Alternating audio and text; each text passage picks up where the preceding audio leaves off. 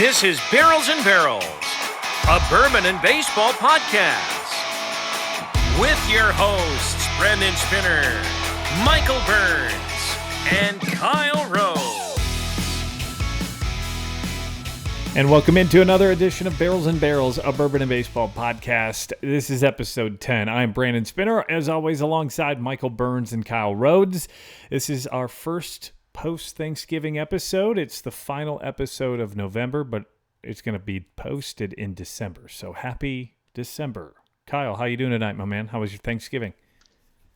It was fantastic because I got to chill with you. Aww. How was your Thanksgiving? My Thanksgiving was stuck at work because the news never sleeps, and we were both stuck at work doing the news. Michael, how was your Thanksgiving? You get some stuff done? You have family over? What's going on, man? I did. I got some stuff outside done. A little project I was proud of for the patio. Angie, my wife, she cooked the all Thanksgiving dinner herself. It was very delicious. She was very proud of it. Awesome. We got Bob Evans, and there wasn't enough of it at work, but I'm not going to go into that. And them turkey tips.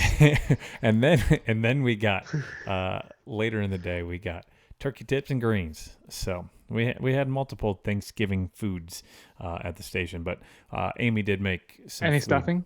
With the first part, there was stuffing. No dressing, but stuffing the way it is. And then we had that at home. Amy made a quick dinner that I ran home and had on Thursday as well. But most of my day was spent at the station. But so Thanksgiving, Michael and I talked about what our favorite Thanksgiving food was. Kyle, we didn't get yours, so I want to do that now, even though we're past that. Go. What were yours to refresh my memory? I know yours is sweet potato pie, Brandon. That's my favorite dessert. My favorite. We both said stuffing. Yeah. Okay, well, it is stuffing. It's stuffing. So all three of us love stuffing. Favorite dessert? Like Thanksgiving dessert? My mother-in-law makes a pretty dope pecan pie. Dope. Is that word coming back? Yeah. Oh, it never went out of style, Michael. It never went out of style. It's flipping sweet. It's flipping sweet. I bet. So Thanksgiving, we're recording this on November 30th, but this will drop in December on the 1st. So the first day of December, we're in Christmas season. Not talking bourbon or baseball yet. Favorite Christmas movie, Michael? I'm going to give two because one's the Christmas classic of Santa Claus is coming. Santa Claus is coming to town. Where like Kringle Baby. Yeah. Burglar Meister Burglar. That Heatmeister and all that? Oh, no, that's A Year Without a Santa Claus. Sorry. Yeah. So that's fine. That's my one. That's my your favorite. one? What was your 1B, since you can never pick I always liked to watch Jingle All the Way with Turbo Bob. That's a good one, too. Sinbad? No, that's Arnold. Yeah. Well, Sinbad's- Arnold, but Sinbad is the bad guy. Oh, I was thinking The postman. I met Sinbad at my last station. He was pretty cool. Kyle, favorite Christmas movie? Go. Just off the top, I got to pick the Tim Allen Santa Claus. That's a good Classic. one. Classic. Every year I've got to watch The Grinch, the Jim Carrey The Grinch. the Jim Carrey one. Yeah. Every time I watch it, there is something different I pick up on, and I'm going to tell this to you guys. I always tell this to anybody who I talk to The Grinch about. Watch the scene when he comes flying into town and he bounces off of everything and he lands in Martha May's bosom, in her chest, with his face in between her tits. Okay, I think we got that. His face is in flip or between. No. something? So look at the back when he goes, boo. There's a little person that falls from a building. And if you look at it, you can hear him go, wee, down to the ground. And you'll never not see it ever again. So check it out. The next time you see it over the next couple of weeks, when he goes, We might watch it. boo. We've been watching the cartoon one, the classic with the girls. Aubrey's asked for the regular one the last We've never two watched that days. We watched Elf the other day, too. That's a good one. That's a classic. And that's a good one for... I know him. I'm curious to see what Disney Plus does with this Santa Claus the Redux. The third movie was kind of bad, so I don't know what the season's going to be. But last year, did you guys watch 8-Bit Christmas last year? I think it's at HBO Max. It's with Neil Patrick Harris. It's pretty good, especially Michael. Really? Yeah, it's about living in the Chicago suburbs in the 1980s when you were trying to get an NES system, like the old school Nintendo. It's really funny. And like the garb, like all the clothes that they're wearing is like 1980s-ish. So if you get a chance, check it out if you got HBO Max. I like Neil Patrick Harris from How I Met Your Mother. Yeah, he's hilarious. And he's like basically narrating everything, like back in the 1980s. And she's like, you're so old. But that's a good one.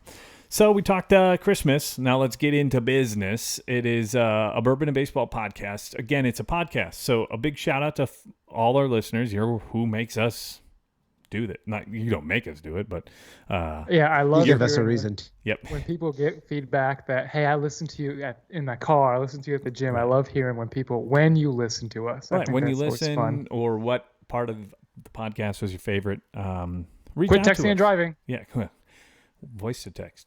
But a shout out, a guy who listens. He actually does more of his listening on YouTube, and if you don't know that, we do have our own YouTube channel and videos there, so you can.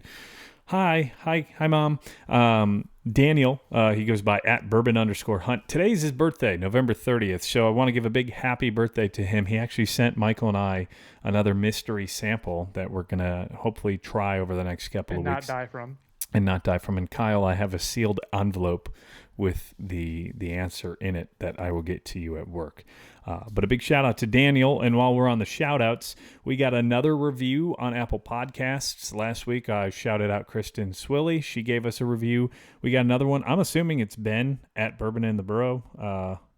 It was not his name at Bourbon in the Borough. It was B something. I don't want to give his full name out if he doesn't want to have that out. But thank you. And that's a call for reviews. If you're listening to this, Spotify, Apple, Google, and hey, we're now on Amazon.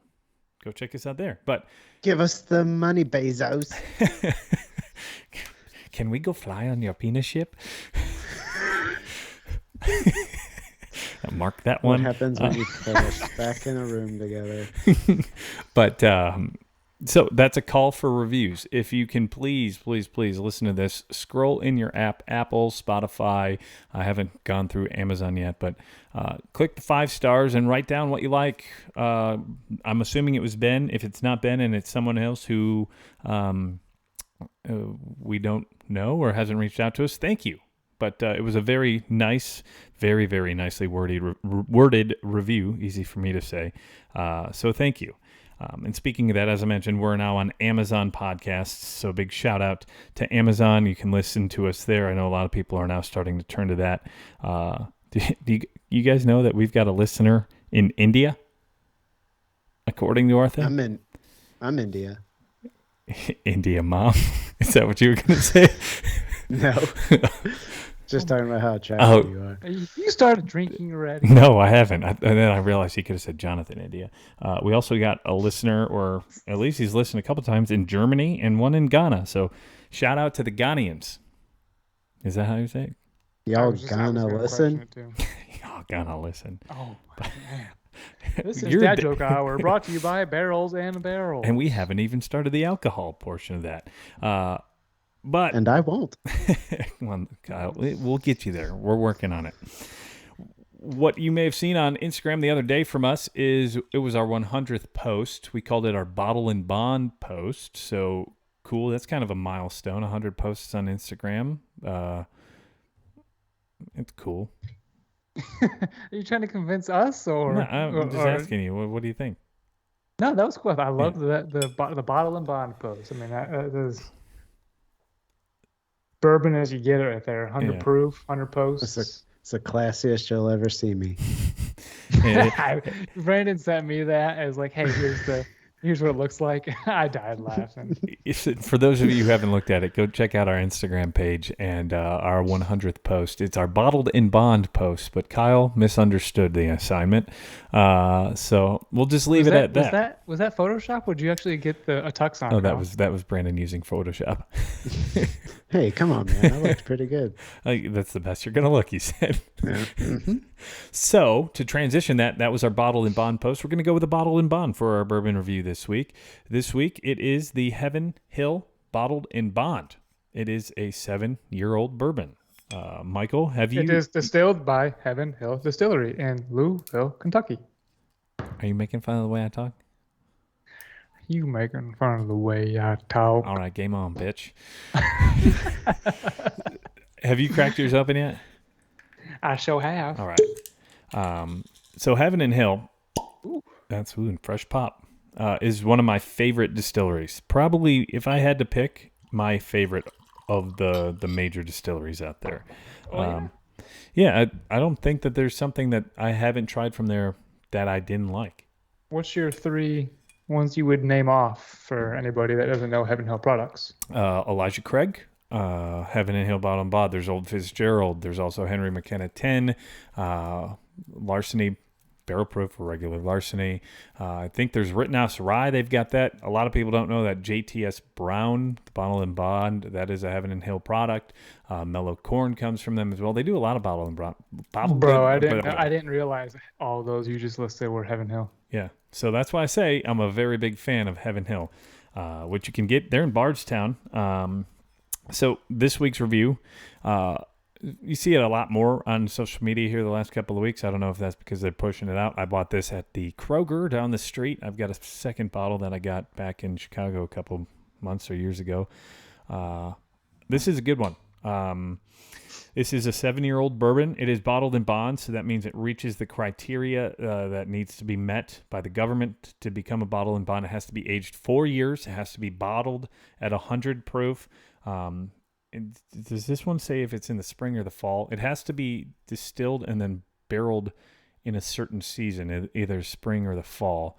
And we'll do more of an in-depth, like what is a bottled in Bond opposed to just a regular bourbon or regular whiskey at a later date. But for the gist of it, it's basically controlled by the government in a way. So that was set back in the 1897 Bottle and Bond Act.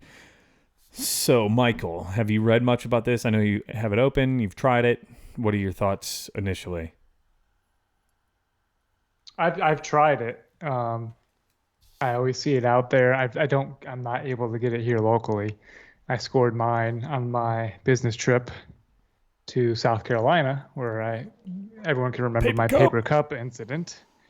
I was able to score this for MSRP of about lower 50s.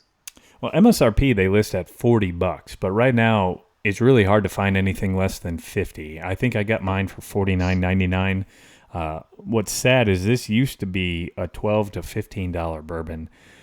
It's 7 years now, and they changed the labeling on it. The old one used to be 6 years, and it was the white label, and that was 12 to 13, sometimes 15, and that was only sold in Kentucky. Now this is more of a national bottle that gets distributed, so that's why you're seeing it a lot more, and that's probably why the price is going up, also with the bourbon boom. But you're probably more likely to find it between $45 to $55 right now. Yeah, that was all. I was excited to go outside the state of Alabama to shop, and unfortunately, this was the only thing I really found. I wouldn't call it a bad find. If you're not able to find it in Alabama, for sure, it's a good find. I found mine at the Kroger down the street. Some people are really starting to drive the price up on this. I won't probably pay any more than $60 for it. Yeah. Okay. So color, I would say it's darker, isn't it? Yeah, it's a medium dark. It's not like the darkest you're going to find, but it's not light by any means. It is a 7-year bourbon, so that is longer in the barrel than most would be. What do you get on the nose right off the bat? I feel like I get a dark cherry. It is a dark. It's not a light nose. It is a dark nose. I got vanilla, which is kind of normal. Right. Cherry's there for sure. I've got more of a darker cherry. I got sweet to begin with my nose, and then now it's more of a savory cherry-ish than like that sweet, like tart. So, Michael, you took a sniff sip. There got me. I took the sip, and man, I got slapped with a sweetness on the outside of my tongue, like a sugary sweetness. I don't know if that's caramel or, but it was initially a slap of sweetness. I wouldn't say it's a sweet taste because then it mellows out in the finish there, but that first sip, and it was my first bourbon sip of the night, so I didn't get my mouth used to it yet. What do you got? I got vanilla again. The oak is there, but it's not overpowering. This is like that sweet oak that I like. It's got a sweet oak and vanilla. I don't really get caramel out of this. This is more of a sweet palate to me. The finish is smooth, and I wouldn't say it's long, but I wouldn't say it's like too short either. I think it's perfect. Like the finished portion of this, where it just lingers and it doesn't burn. There's none of that pepper that we normally talk about on the back end. No, you don't get any of that pepper. I get that. That pepper for me lingers. Really? Mm-hmm. So that sweetness slap. Now that my second sip, I got a good Kentucky chew going on it, and that pepper, that sweetness spice. I'm kind of tying those together because it is a sweet spice, and that spice lingers for me in this, and I think that's what I remember from my previous pours of it too. As a guy with a sweet tooth, what's the proof on this? 100. So is that for a novice like me? Is that a starting point, or you go way lower than that? I'd go lower. Lower for a starter. It can't be a bourbon unless it's 80 or more when it comes to proof. So that's 40%. I would say 100 is kind of the dividing point. What about you, Michael? From like anything under that is probably more of a starter and a lighter. Anything you get past 100 is where you're talking hot. Some of those barrel proofs are going to be around 105. I think the one new riff that I had was about 106. So 100 is kind of that line. I don't think this is going to blow you away. I don't feel like it's 100 proof when I drink it. Michael, what do you think? No, I wouldn't say I feel like it's lower than that though. But if I would guess, if I were to say, is it 90 or 110? I would guess more on the 110 because of that spice I'm getting. See, like my tongue says 95 to 100. Yes, I don't have the spice. 100. Yeah. And that's what makes it cool and fun, right? Because everybody's got their own different thoughts. No, Brandon, you're wrong. Now that I'm talking, I almost knocked my glass over. It went like this on my desk. Now that I'm talking, there's like, it starts to talk back to me on the tongue, if that makes sense. Like what's it saying? It's got a little bit. It says I'm a little spicier than you want to give me credit for, buddy. Yeah. I would like if I blinded this, I would say 100, like 108. Really? Mm-hmm. It might be because I generally prefer hotter pours. Like I normally drink 105 to 120 regularly.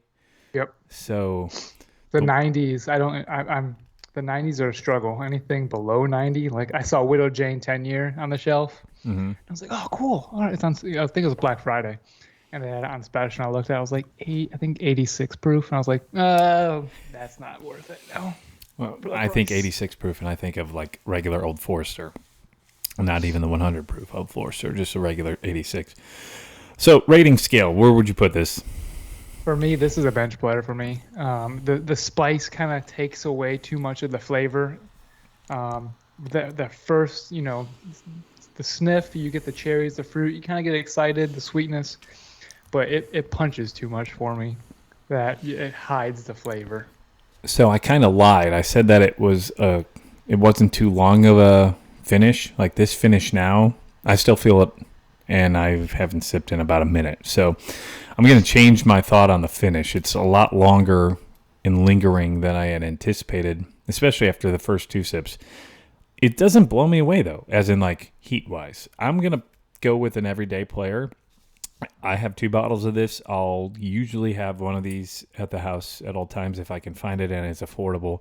I'm not paying anything more than $55 for this. I think I got this for $49 to $54. I don't remember exactly what it was, but I wouldn't go any higher than that.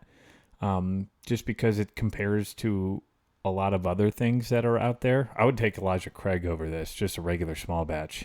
Agreed. Which is cheaper at $25. But I think you would be okay to have this and share with people, right? I think people would enjoy this. If you brought someone over who liked bourbon, I think they would.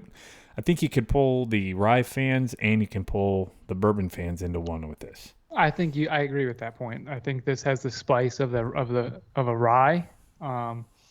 It is a different enough flavor, I think, to pull off the shelf every now and then. So I agree with you on that, Brandon. And I wonder if you don't like it as much because it's actually more of a malted barley than a rye on the second half. It's 78% corn, 12% malted barley, and 10% rye when it comes to the mash bill. Ooh, okay. So the barley and the rye are flipped on that. Usually it goes corn, rye, and then barley, or wheat and then the barley. So that's where that differs a little bit.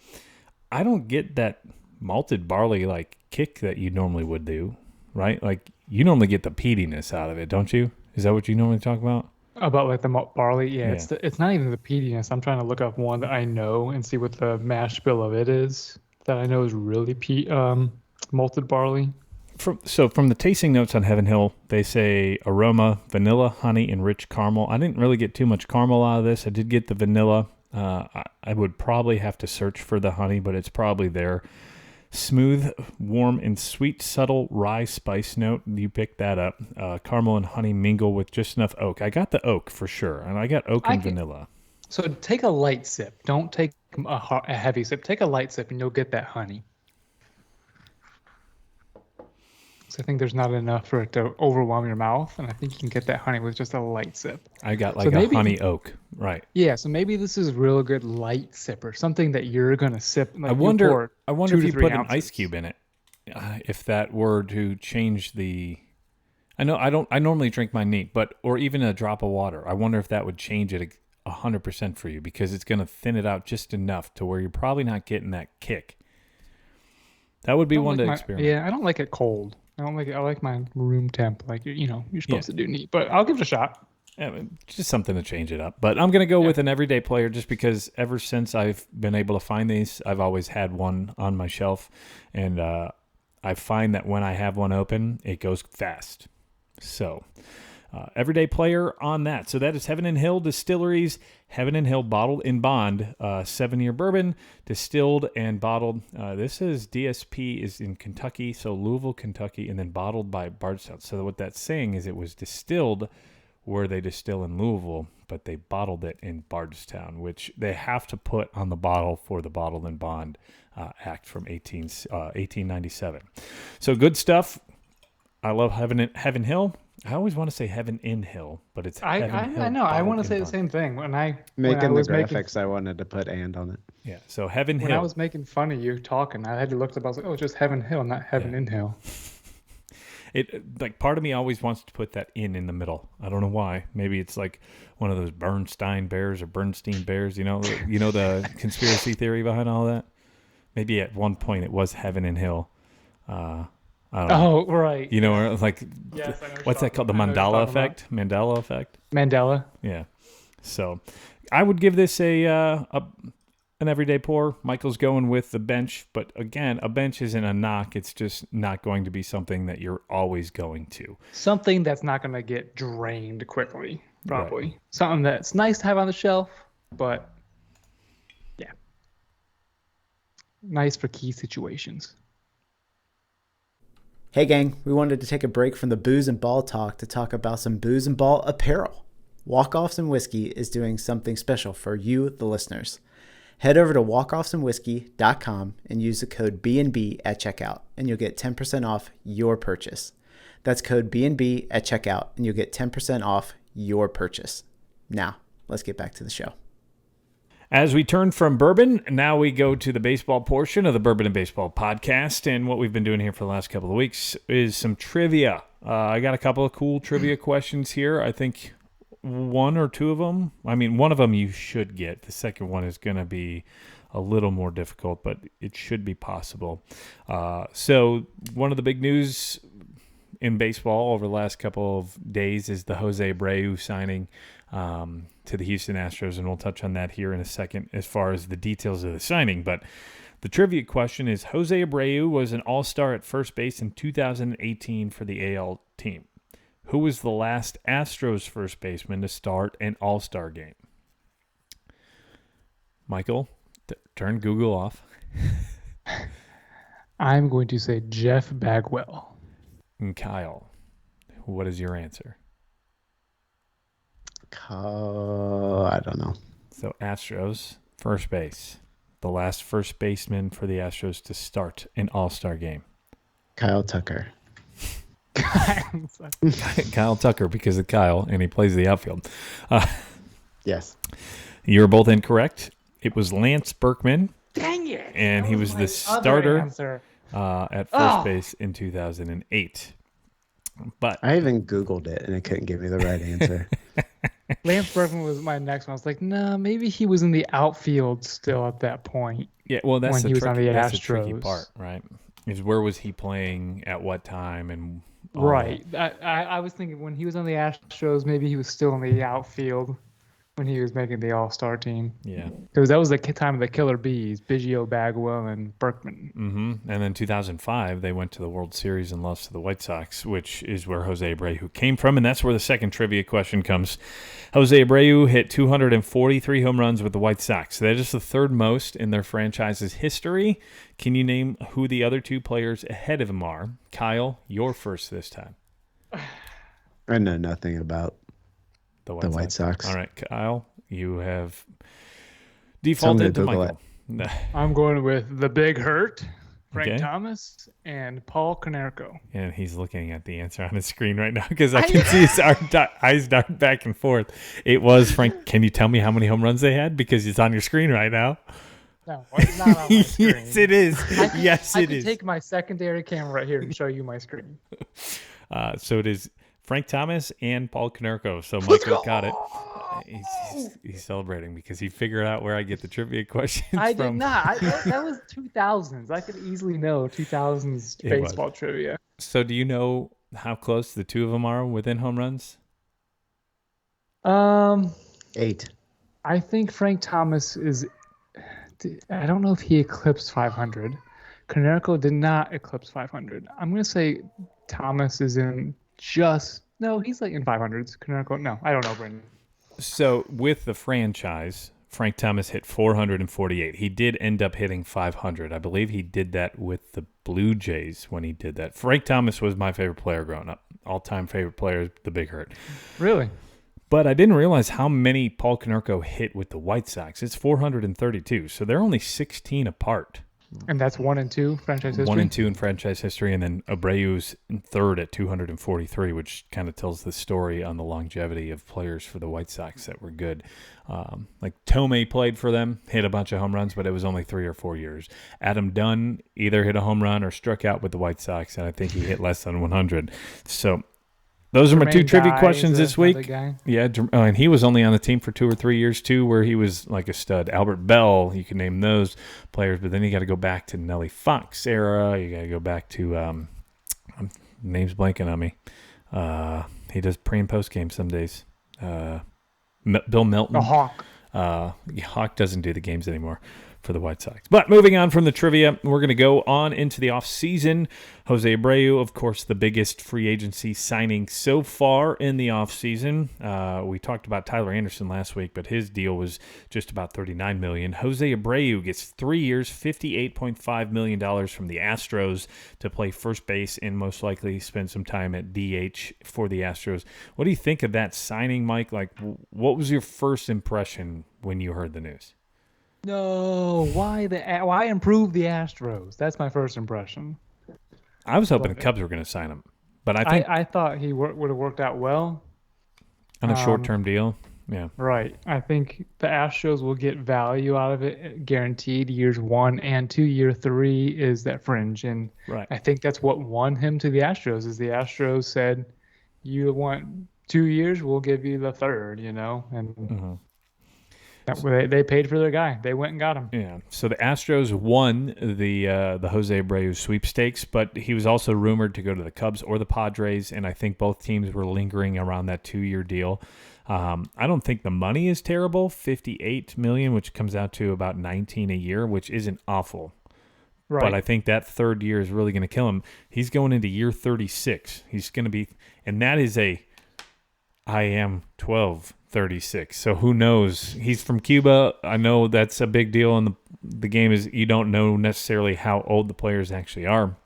But these are ages 36, 37, 38 season. What's his 38-year-old season going to be like? I know they've got Jordan who can play the outfield, but that's a DH. You're going to have to start to push Jose to DH by that point because of the fielding. And they're even talking about potentially bringing Yuli Gurriel back on probably a shorter-term deal. I mean, I think this makes their lineup even more stacked, right? I mean, Abreu's going to bat like 6th or 7th for them. Yeah, I think I saw a projection of 5 or 6 because you've got Jordan, you've got Pena, you've got Altuve, you've got Bregman, and also Kyle Tucker. You could go lefty-righty, lefty-righty, or righty-lefty if you needed to because of just the way that lineup stacks up. He's an upgrade on what Trey Mancini was in the back end of the playoffs last year and back end of the season. So the rich get richer, and Jose Abreu is a whole lot richer as he's getting nearly $60 million. The other one that dropped also has a White Sox tie, Mike Clevinger. It's a one-year deal, $12 million as he goes into his age 32 season. I was surprised at how early his signing was. I knew he was a free agent, but there wasn't a whole lot of buzz. Michael, what were your thoughts when you saw the Clevinger deal come through? What do you think it means for the White Sox? I think it's that $12 million is not a lot for a starting pitcher. And when Clevinger, he went over from the Indians at the time to the Padres on a 3 years left. They did pay a lot for him, and he immediately went down for Tommy John. Mm-hmm. And guys usually take, when they come right back from Tommy John, not many guys do well right away. It still takes time to really get the feel of that new ligament, maybe. Yeah, they normally say it takes about a year. After you've started to come back throwing to get your control back. Right. And so I think the White Sox did well here. 1 year deal on a guy. If he doesn't do well, they've got other options maybe. So great. I think it was a great move by the White Sox to get a high reward guy for only $12 million. Yeah, they say that right now about a win when it comes to WAR is about $8.2 to $8.7 million, depending on how you calculate it. And he's easily could be a 2 WAR player if he pitches the way he can. Now, which Mike Clevinger are you going to get? That's the question. But there's no bad 1 year deal when it comes to baseball. Right, because he's off the books by the end of the season. So if he flops, okay, it was $12 million. Kyle, did you pay much attention to this? Do you like the signing for the White Sox, or how are you swaying on this? I'm with Mikey. And you as Mikey. well. That's what we call you in the group chat. I know. I did not see him going to the White Sox or so quickly, like you said. But like Michael said, I think it's a very low risk, high reward for the White Sox. Again, a year, you don't feel your body back until after a year. So, he's either going to have an explosive season or he's going to have kind of what we saw in the playoffs. Mm-hmm. So Steamer projections are out, and they're giving him 151 innings with an ERA of 4.55 and a WAR of about 1, which isn't terrible. That would be about $12 million worth of wins. 4.55 ERA? Yeah. Think about it. That's where he was last year with the Padres in 114 innings. He pitched to a 7-7 record. He's going to be 32. He's a lot older than I thought he was. He was with Cleveland for 4.5 years before he got traded. He did have one stud year. In 2019, he had a 2.71 ERA, but he only pitched 126 innings. In 18, he did go to 200 innings with a 3 ERA. In both those years, he had over 4 WAR. Here's my thoughts on this. As far as the White Sox, I think what this does is it makes Giolito expendable. This is your final year on Lucas Giolito's contract. You're not going to get anything from him if you keep him. He's not happy with what the team did to him in the last offseason. They gave him a potential extension. I think it was 4 years, $55 million, and he turned it down because he was trying to bet on himself. He had a rough year, but he should have taken the money after what happened this past year. But bygones be bygones, whatever. What this does, though, is it gives them 5 right-handed pitching starters. If you go through it's Dylan Cease, Giolito or Lance Lynn is their 2 or their 3, and then their 4 becomes Clevinger, and then Michael Kopech is their 5, who theoretically could be ahead of Clevinger, depending on how many innings they go with Kopech. So that's your 5 starters right now. I think if the White Sox are smart, they try to trade Lucas Giolito and get a second baseman or an outfield potential prospect or younger player to fill those positions that give you a little bit extra control. Because like I said, this is Giolito's last year before he goes to free agency. Are the White Sox going to re-sign him? Probably not. So you want to get something for him. And what I think this does is if they like Clevinger enough, they can bring him back or give him a qualifying offer at the end of the year, which would get them There's more value money. to that. Right. So they could do that with Giolito, but if they've got a better chance at flipping Giolito because he's got the higher upside and potential right now from the years that he was in the top 5 of Cy Young candidacy, I think that's what that does for the White Sox. It's not a bad move. It's just not one that I think really moves the needle in one direction or the other. It's good teams. depth. Yeah, teams have to do. Smart teams do that. They move players when they have chances to. The Rays are the best at it. This one of their star players is all of a sudden traded with 2 years left to control, or 1 year left to control, and they restock the system and they stay relevant year after year. So it's not a bad idea to have 1 year left. The Blue Jays just did it with Teoscar. He had 1 year left, and they just got a top 10 prospect from a farm system. Yeah. So I don't disagree with you one bit. I do think that it does make Giolito expendable, so we'll see what that does for that. But I do think it's a decent deal for the White Sox. I just don't think it makes them any better in their division or any worse. I think it just keeps them where they were because they've got a lot more to worry about on the offensive and defensive side of the ball than they did on the mound. And then the manager's seat also is a big improvement going into 2023, in my opinion. Right. Well, Tony La Russa was a corpse on the bench at that point, so he fell asleep. He intentionally walked Trey Turner with 2 strikes. So I'm interested to see how the White Sox do this season, partially because my wife is a White Sox fan, but also just because growing in Chicago, you've got that inner rivalry, right, between the two teams. Next signing is kind of one I'm bringing up just because it's funny to me, because I don't know what the hell is going on here. Carlos Santana, the baseball player, not the guitarist, signed with the Pittsburgh Pirates for 1 year, $6.725 million. I don't think we would talk too much about a Pittsburgh Pirates signing, but we're all NL Central opponents between the Reds and the Cubs. But also, do you know what the significance of this signing was with the Pirates? Either of you? Is he their highest paid player now? He's the highest free agent that they've signed in 6 years at $6.725 million. Who do you know who was next after that? 6 years ago, 6 years ago? Daniel Hudson, they signed for 2 years and $11 million. So the average annual value is still greater than that. And I believe they let Hudson go after that season with a buyout. So that was $6.5 million for that one season that he played. So that's how pitiful it has been for the Pirates fans in that organization of spending money. So $6.725 million is like buying Aaron Judge in the fact for the Pirates. They went from 2015 of winning 98 games to... And hosting the wild card game with MVP candidate. I think McCutchen won in 2014. Somewhere around there, maybe earlier. Yeah. And I think it was earlier than that, like 2011, 10-ish, maybe.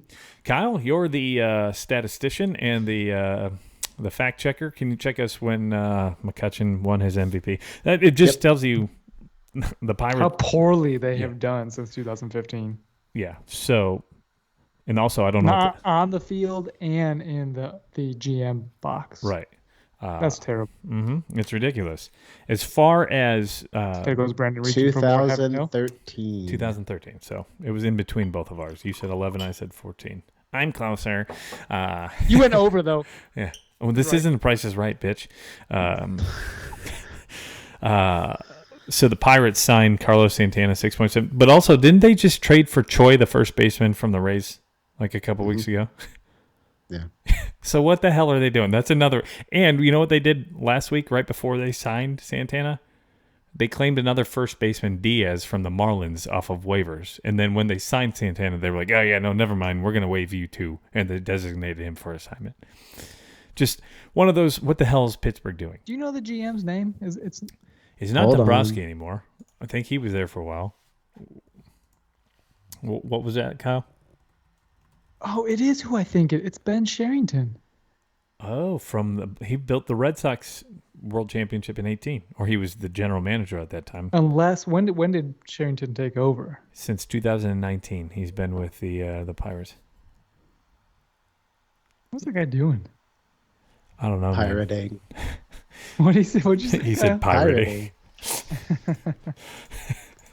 Pirate's gonna pirate. But the other one, Shelby Miller, the pitcher, you may remember him because he was a Cardinal. He just signed a deal, which was kind of... Did he just come back from Japan? He's been all over the place. He's been trying to come back for a long time. I think he pitched with the Pirates, too, at one point. But he is signing with the Dodgers to be a relief arm out of their pen at this point in time. That could be good for him. Well, instead of being starting. We'll see. I don't know. I have no idea. Shelby Miller hasn't done anything since he played with the Diamondbacks, and I don't even think that was good when he pitched there. Let me look up the statistics on that real quick. He pitched for the Pirates in 2021. He had pitched in 10 games. He had one at bat. No, why are they giving me statistics for? Why did he pitched for the Cubs at one point in his career? Shelby Miller? Yeah, or at least as a minor league. Yeah, he was in the minors for a little bit. So in 2022, he had 4 games pitched with a 6.43 ERA with the Giants. He was with the Yankees at free agency last year. Okay, so from 2012 to 2014, he pitched for the Cardinals. 15, he pitched for the Braves. 16, 17, 18. That was part of the Dansby Swanson trade, I believe. He had an 11.81 ERA. I can't believe they traded their number 1 overall pick. He pitched for the Cubs in 2021. He had a 31.5 ERA. And then he went to the Pirates, and then last year he played for the Giants. So it's been a hard road back, to say the least. He went from, I'm trying to see some of the statistics here. This is riveting podcasting. He had a 3 ERA or sub 3.75 in his first 4 years. He had a 1.32 in 6 games with the Cardinals his rookie year, 13.306, 14.374, 15.302. 2016 with the Diamondbacks, 6.15. Then he got hurt, and he pitched to a 4.9 ERA, 4.09 ERA in 17 in 4 games. Pitched 5 games with Arizona in 18. 19 in Texas. He pitched 19 games. Didn't pitch in he's had a hard road to come back, but I believe the Dodgers gave him a guaranteed deal. It is a major league deal. It's not a minor league deal. It is a major league deal. Which is mind-boggling. I mean, they have the depth and they have the money to drop him, but still. That was 1.5 million. Yeah. 1.5 million? Mm-hmm. Oh. Well, hopefully for our sake, that backfires on the Dodgers. Sorry, Dodgers fans. Right after we signed off last week's podcast, Hunter Renfroe got traded to the Angels. We didn't think it was that big of a deal, but if you look at Hunter Renfroe's numbers, they're a little better than we thought. And he looks like just Mike. Did you see that comparison where he looks just like Mike Trout? Does he? I got to look at this picture now. Barstool was like, the Angels just signed another Mike Trout. Yeah. Oh, he kind of does. Yeah. That's funny, with a little more facial hair, right? Mm-hmm. I mean, he can hit the ball out of the ballpark. I remember when I forget who he was a prospect for. The Red Sox he came up with, Padres, I think, is where he came up with. I think it was the Padres, and he was a big stick. They were anticipating him being a high power guy, and I think what his knock was the average. And that's what he hits home runs, but not for high average. But hey, maybe he's one of those guys like Josh Donaldson, 27 years old, he finally clicked. So home runs, 17, he hit 26. 18, he hit 26. 19, he hit 33. 2020, you kind of throw out because it was that 60-game season. He hit 8 in 60 games. So if you multiply that by 3, which would be a normal season, that's 24. And then in 2021 with the Red Sox, 31, 29 last year with Milwaukee. So he's consistently between 25 and 33 home runs. His average, he strikes out at a 25 to 20. It's not. He doesn't strike out as much as you would think. In his career, it's 25.9%, which is actually livable in this day and age. His WAR last year with the Brewers was 2.5. He hit 255 last year and 259 the year before. His on-base percentage is where you get the knock, but his slugging is close to 500 every year. So that's 250 batting average is the new 280, you know. Right. So 255, 315, 492. The only issue there is your on-base percentage, but with the slugging, you're over 800 with an OPS. He's had an over 800 OPS the last 2 seasons as he's going into age 31 season. This is a low-key, under-the-table move that I think should help that lineup. Whether or not they're going to be healthy, that's the other question, right? Because you've got the third baseman, that's Anthony Rendon, who's been hurt since he signed with the Angels. So, well, the Angels got a third baseman too, didn't they? I don't Recently? know. I don't believe so. Oh, but it's a low key. I think it's a decent trade for the Angels, and I think the Brewers get a couple of pitchers and players back. I know they literally got Junk back. That's the guy's name. Yeah, they just got Gio Urshela. Oh yeah, they traded to the Twins. That's right. I did read that. So do you DH Rendon? Let's back up from Rendon. I think you have to keep the dude healthy. Right. I mean, the dude hasn't played a full season since he signed the mega deal with him. It's like what happened with Pujols. Yeah. The other thing I wrote down here, I didn't have it on the agenda. Thank you for that.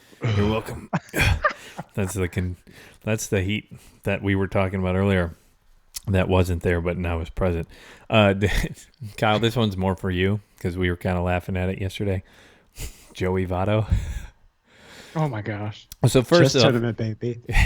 First off, he's taking swings again after shoulder and bicep surgery. But the funny thing was the chest stuff. And nobody's seen this, explain what happened, Kyle.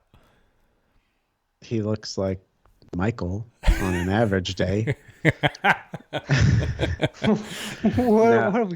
No, he had the full white button-up suspenders, glasses like these. The full beard, Chucks, pants up high, tall socks, and it was just going to my first chess tournament. And I think he got rolled out by a 9-year-old. It said, or at least that's how he responded to Red's Twitter. 7 to 9-year-old, yeah. You guys talk trash about me while you guys were at work together? Is that what happens? Not just you. That was the first time he mentioned that it looked like you. He was just doing it on a podcast. But yeah, usually we talk trash about you. Just like you and I talk trash about him when we have texts, and then when you guys talk to each other, you probably talk trash about me. Who is this? Joey Votto. That first baseman who plays for the Reds. Goat. Why is he a goat? I'm looking this up. With the suspenders? That's what you think. That's what you think I do. I look like he was making fun of you, Michael. Look, man, I haven't seen you. I don't get it. I don't see the connection. It's definitely the bushy beard. It's definitely. Dude, I can't grow facial hair. He looks like Santa Claus before his beard turned white. That's how I would describe that picture. Yeah.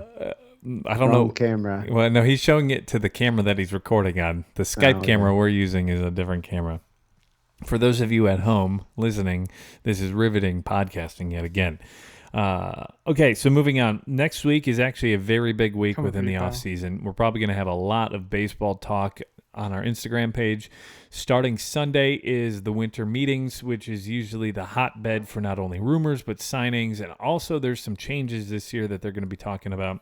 But the first one is just free agency. This is when free agents get in front of those teams and those representatives, and their agents talk with the representatives of the teams, the general managers. This is where you see a lot of the big signings. Do you anticipate a big signing this weekend and everything going from there, or do you think it's going to be this quiet? Weekend? It starts on Sunday, December 4th. So I saw that they anticipate Jacob deGrom to sign this weekend. And I think DeGrom, Rodon, and one more name. I can't remember who the third one was, but they expect both of them to sign within the next week. And I think DeGrom is the guy that's holding up this market right now. DeGrom and Judge are the two, but I don't think Judge is what's holding up most of the market. It's more so DeGrom, because if DeGrom goes to X, then Y has to go a different direction and vice versa, because DeGrom, the dominoes fall. Yeah, DeGrom could potentially go back to the Mets. I've heard him to the Yankees. I've heard him to the Braves. I've heard it to the Rangers. I've heard the Giants have looked into it. That's fine too. And I even read this morning that the Tampa Bay Rays have looked into talking out with Jacob DeGrom.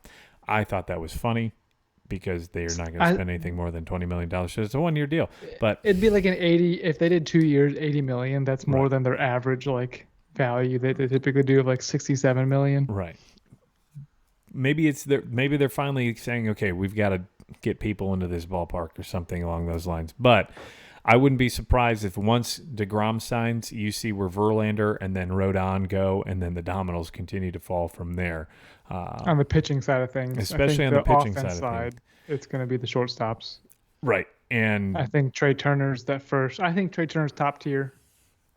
The more and more I see, a lot of people are saying. Cameron Maybin just said the other day that he thought Trey Turner was the best shortstop on the market, and I've seen a lot of other publications say that Trey Turner is the best one out there.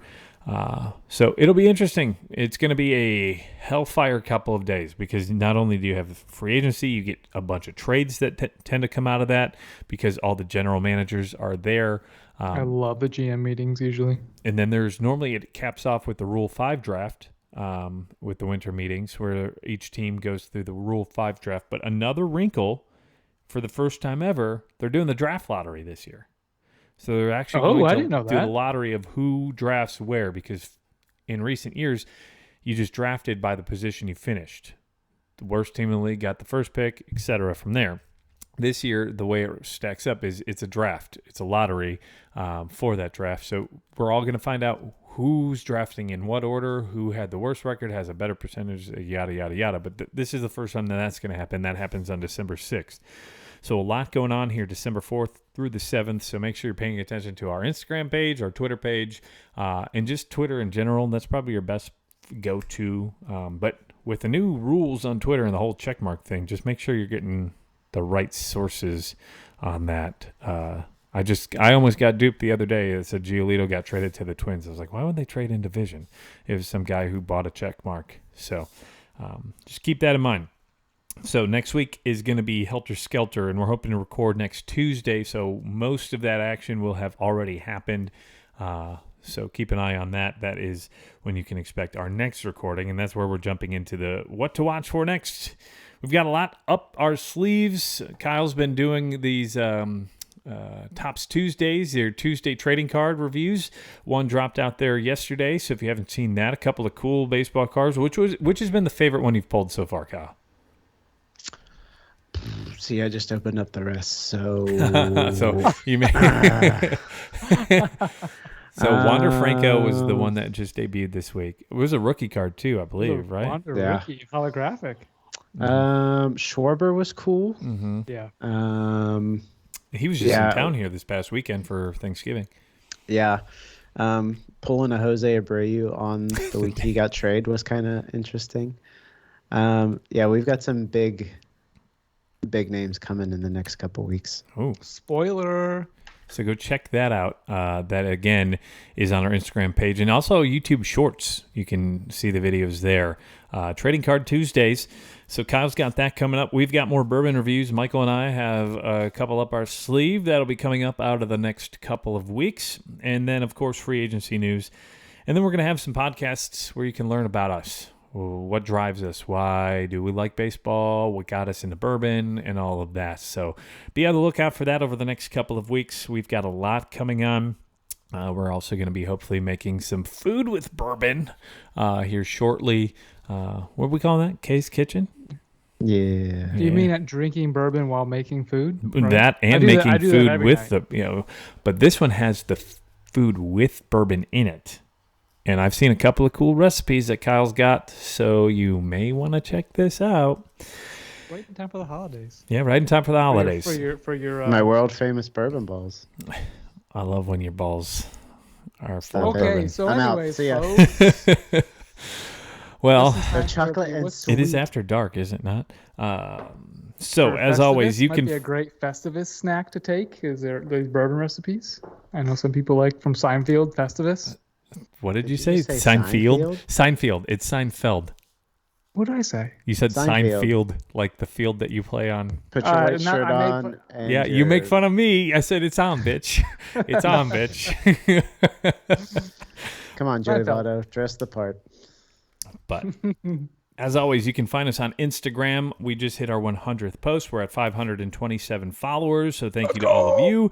At Barrels and Barrels Pod, Facebook, Barrels and Barrels Pod, Twitter, at Barrels and Barrels, YouTube, Barrels and Barrels with the and sign, but you can use the Barrels and Barrels Pod at the end of youtube.com to find us there. Email is barrelsandbarrels@gmail.com. Michael, what is your Instagram follow or handle? Excuse me. My follow. Where can they follow you? They can find me at BNB_Burns. And Kyle, where you at? Everywhere. But you can find me at BNB_Roads. And I am whiskey_weather. I just hit 2,000 followers on Instagram, so thank you to each and every one of you. Yes. You hit went from 1,000 to 2,000 quick. Yeah, I had one That's post. what happens when you got money. And the one reel. One went post that just viral. goes viral for no reason and gets you 780 followers or whatever it was in a week and a half. Yeah. But I think at last I looked, it was 115,000 views. and it wasn't even anything like fun or, I mean, it was just like hey, show me A your collection. classic. Yeah. So Hey, show me your. Oh, that's not what I thought that was going. that's on our Patreon, which we'll be soon setting up, where you can pay us for Michael's feet pictures. Exclusive content, baby. As always, you can listen to us on Spotify, Apple, as well as Google and iHeartRadio podcasts. But if you haven't heard the news and somehow you didn't hear it the first 5 minutes of the podcast, we're now on Amazon Music podcasts, so you can check that out. That is a bigger growing. I believe there's 55 million people on Amazon Music, at least using it. So, and it comes free with your Amazon Prime. So if you got Amazon Prime, listen to us on Amazon Music. As I mentioned, Spotify, Apple, Google. You can click the link in our Instagram page on our bio, and that has our link tree with all the links that are out there. We also have stickers, too. If you want a sticker, $2. And don't forget to rate us, review us, and subscribe. Hit that subscribe button on YouTube. Yeah, they're the guys showing out our stickers. I just got the shirt for my birthday from my wife. Maybe we'll have some shirts down the road. I know Ben said he would be buying some Glens if we ever get those. Again, please rate us and review us. We'll shout you out like we did with our reviewer earlier on in the show. Michael, Kyle, any last words for our listeners? GM meetings, baby. Be ready. GM hope meetings that- happened last month. It's going to be the winter meetings. Gotta cut. Let's go. Go grab, let's go. Go grab a bottle of Heaven Hill for $50. Don't spend anything more than $55. Okay? That's what I say. All right. You've been listening to episode 10 of Barrels and Barrels of Bourbon and Baseball podcast. Thank you to each and every one of you. Have a great rest of your week and happy December. Merry Christmas. Let's go.